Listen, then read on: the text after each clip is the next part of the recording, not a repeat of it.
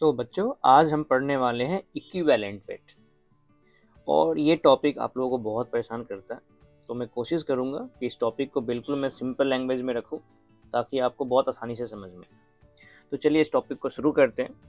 But इस topic को शुरू करने के पहले एक वर्ड क्लियर करना जरूरी है कि इक्विवेलेंट का मतलब क्या है। पहले ये क्लियर कर लो कि इक्विवेलेंट का मतलब इक्वल नहीं होता है। इक्विवेलेंट का मतलब होता है दो चीज भले एक जैसे ना हो, लेकिन वो एक किसी पैरामीटर पे इक्वल होंगे। वो जैसे वो हर काम के लिए बराबर नहीं है, बट किसी एक काम के लिए भी बराबर हो तो उनको हम इक्विवेलेंट बोला जा सकता है। अब अपने पास टॉपिक है इक्विवेलेंट वेट। इसका मतलब क्या हुआ कि एक ऐसा वेट भले वो सेम ना हो लेकिन काम बराबर करता है। जैसे सपोज मेरे पास वाटर है, वाटर में 2 ग्राम हाइड्रोजन होता है और 16 ग्राम कौन होता है? ऑक्सीजन होता है। दोनों बराबर नहीं है, लेकिन दोनों एक ही काम करते हैं कि दोनों ही हमें 1 मोल वाटर दे देगा। 2 ग्राम से कम हाइड्रोजन भी लोगे तो 1 मोल वाटर नहीं बनेगा, और 16 ग्राम से कम भी लोगे तो 1 मोल वाटर नहीं बनेगा। सो 2 gram of hydrogen and 16 gram of oxygen जो है वो आपस में क्या बोलेंगे? इनको हम इक्विवेलेंट बोलेंगे कि ये दोनों आपस में इक्विवेलेंट है। कोई दूसरा एग्जांपल ले लेते हैं कि मान लो मेरे पास CO2 है। अगर ये कंपाउंड 1 मोल है तो कार्बन 12 ग्राम लगेगा और ऑक्सीजन कितना लगेगा? 32 ग्राम। तो बोलेंगे ये दोनों वेट क्या है? इक्विवेलेंट है। तो इक्विवेलेंट का मतलब बराबर नहीं होता, इक्विवेलेंट का मतलब होता है वो काम क्या करेंगे? सेम करेंगे। अब सारे एलिमेंट्स को एक पैरामीटर पे लेके आना है, और उसके लिए क्या डिफाइन किया गया है कि किसी भी एलिमेंट का या किसी कंपाउंड का ऐसा वेट जो या तो 1 मोल इलेक्ट्रॉन लॉस करेगा और नहीं तो क्या करेगा? गेन करेगा। उस वेट को हम क्या बोलेंगे? इक्विवेलेंट वेट बोलेंगे। फिर से रिपीट कर रहा हूं, ऐसा वेट जो 1 मोल इलेक्ट्रॉन या तो लॉस करता है या गेन करता है, उसको हम क्या बोलते हैं? हम इक्विवेलेंट वेट बोलते हैं।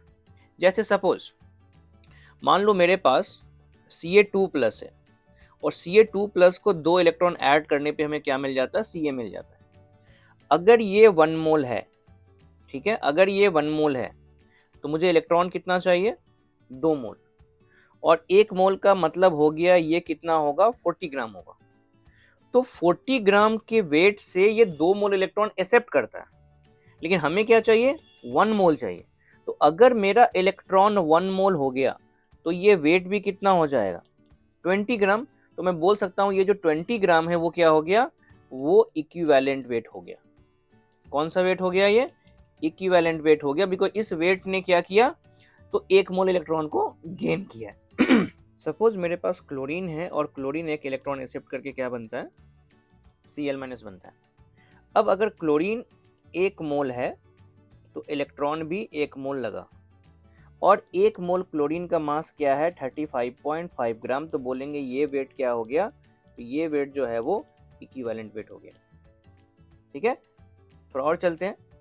यहाँ पे H2C2O4 CO2 में कन्वर्ट होता है, 2 CO2 बनाता है और 2 इलेक्ट्रॉन का लॉस करता है। एक प्रोसेस में लिख रहा हूँ, ऐसा होता है। कैसे होता है वो मैंने ऑलरेडी आपको बताया है एन फैक्टर में। अब इस प्रोसेस में देखो, ये 1 मोल है और इलेक्ट्रॉन कितना है? 2 मोल है। इस 1 मोल का मास, H2C2 मास निकालेंगे तो 90 ग्राम आएगा।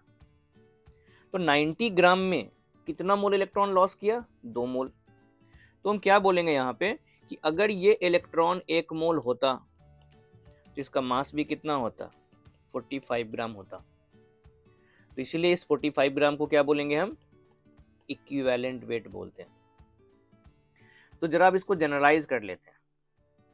जनरलाइज करते हैं कि सपोज मेरे पास कोई कंपाउंड X है और ये N इलेक्ट्रॉन लॉस करता है या गेन करता है। ठीक है, X का कितना मोल है? 1 मोल है। तो 1 मोल X से या तो N इलेक्ट्रॉन लॉस होगा या गेन होगा। तो मैं बोल सकता हूं इस X के 1/n मोल से हमें 1 इलेक्ट्रॉन का या तो लॉस मिलेगा, नहीं तो क्या मिलेगा? गेन मिलेगा। तो इस 1/n मोल का जो भी मास होगा उसको हम क्या बोलेंगे? इक्विवेलेंट वेट बोलेंगे। ठीक है। अब मोल पता है, मास निकालना है, तो मास निकालने का फॉर्मूला होता है मोल इंटू मोलर मास, मोल इंटू मोलर मास। और यहाँ पे इसका मोल कितना है, 1/n मोल है, that is equal to 1/n into molar mass is m and it is equal to equivalent weight. So equivalent weight का आप यही फॉर्मूला बार बार बोलते हो, equivalent weight equal to molar mass divided by n, जहां पे ये n क्या है, तो n वो है number of electron, n is number of electron loss और गेन किसके थ्रू, बाय 1 मोल कंपाउंड। तो 1 मोल कंपाउंड का मास कितना होता है, m होता है, तो m ग्राम से n मोल इलेक्ट्रॉन का लॉस हुआ, इसलिए एक जो ई वेट होगा उससे कितना होगा, m/n। सो इक्विवेलेंट वेट वो वेट है जिस वेट के थ्रू या तो 1 मोल इलेक्ट्रॉन का लॉस होगा या 1 मोल का गेन होगा। जैसे सपोज मेरे पास एग्जांपल देख लेते हैं कि मेरे पास है KMnO4। KMnO4 3 इलेक्ट्रॉन एक्सेप्ट करता है न्यूट्रल मीडियम में और ये MnO2 बनाता है, ये +7 में है और ये +4 में चला जाता है। अब यहाँ पे देखा जाए तो इस KMnO4 का ये n फैक्टर कितना हो गया, तो n factor is equal to 3/1 because इसका कोफिशिएंट कितना है 1, दैट इज इक्वल टू 3। अब इस KMnO4 का अगर कोई इक्विवेलेंट वेट निकालना चाहता है तो क्या बोलेंगे, m/n। अगर आपको n फैक्टर में दिक्कत है तो जाके आप n फैक्टर वाला वीडियो देखिए, जो कि ऑलरेडी मैं अपने चैनल पर डाल चुका हूँ। सो आई होप आपको इक्विवेलेंट वेट समझ में आया होगा, और अगर आपको समझ में आया है तो प्लीज़ वीडियो को लाइक कीजिए, चैनल को सब्सक्राइब कीजिए और ये वीडियो अपने दोस्तों के साथ शेयर कीजिए, या अपने फ्यूचर के लिए आप इसको अपने कहीं लाइक लिस्ट में सेव करके रखें। Thank you.